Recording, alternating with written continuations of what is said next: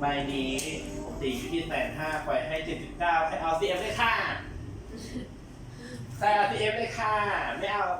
แล้วก็จับจุดเลยแล้วก็ไพ่เขาจุดถ่ายในแบบนี้ได้แล้วก็คัสตอรี่ได้ถ่ายในสามแบบหรือจะถือแบบอีกก็ได้ไม่ต้องบอกใครนี่เขาเป็น CF เลยถ่ายตรงนี้แล้วเอานับหนึ่งนะคะไปเลยแล้วก็ไปเขียนจบไม่ว่านะสมมติถ้าเขาถามว่าขอดูใบสีเหลืองหน่อยจะดีมากแล้วก็ดู